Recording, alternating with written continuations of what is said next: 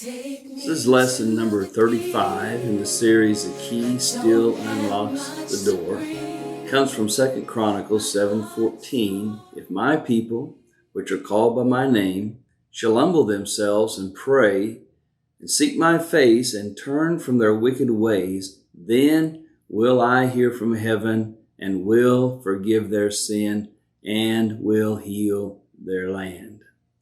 So in the last lesson, we switched from the phrase "and pray" to "and seek my face." So what is the difference between praying and seeking his face? Well, first, let's take just a short look at the meaning of those three words. The first is this: seek.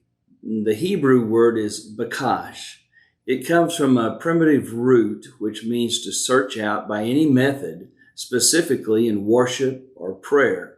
And by implication, it means to strive after or ask, beg, beseech, desire, to inquire, to get, make inquisition, procure, make request, require, or seek for.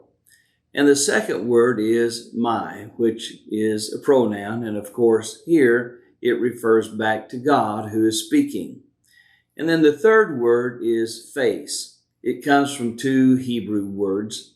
The plural is panim, and the singular is pane. And they mean the face as the part that turns, the presence, countenance, favor, fear of, heaviness.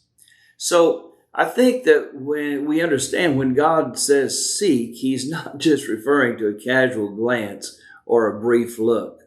Strong's Hebrew Dictionary says the word seek is a primitive root which means to search out by any method, specifically in worship and prayer. So it implies steady, progressive, and determined action. This action that the word seek implies takes on an even greater meaning when we look at the object for which we are to seek. And that, of course, is not just any mere object. God says specifically here to seek my face. So your first thought might be go back to the request of Moses on Mount Sinai in Exodus 33 and 18. And he said, I beseech thee, Moses is speaking, he said, I beseech thee, show me thy glory. And then there's God's answer to Moses in Exodus 33 and 20.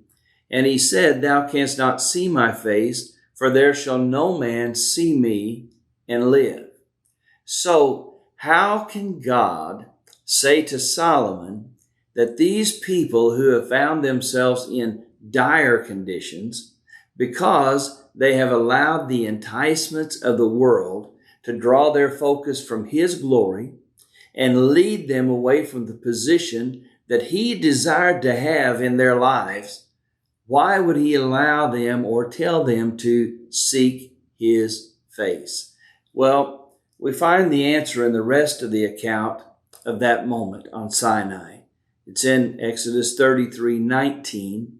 And he said, I will make all my goodness pass before thee, and I will proclaim the name of the Lord before thee, and will be gracious to whom I will be gracious. Listen, and will show mercy on whom I will show mercy.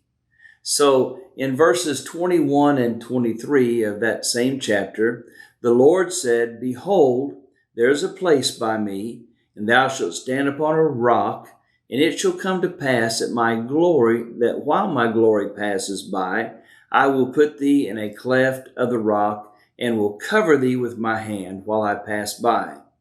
And I will take away mine hand, and thou shalt see my back parts, but my face shall not be seen.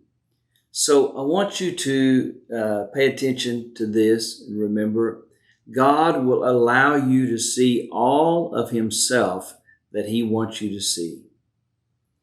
Your desire to see more of him will never exceed what he wants you to see of himself. So as we draw nearer to him and we clearly see more of him, there's a certain death that takes place. And it's not a death to dread, but rather it's a death that is longed for.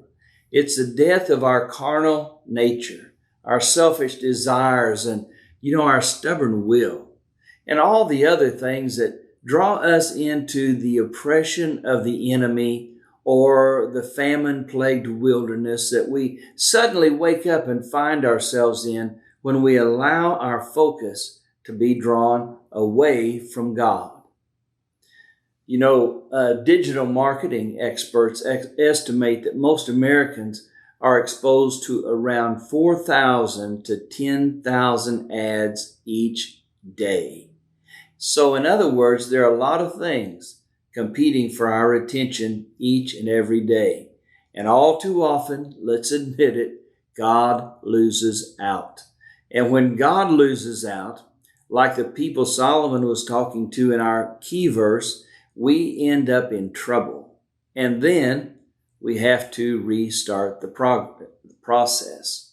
Humble ourselves, pray, refocus our attention on the one who matters most in our lives and in this world. So, church, I think it's time to seek the face of God.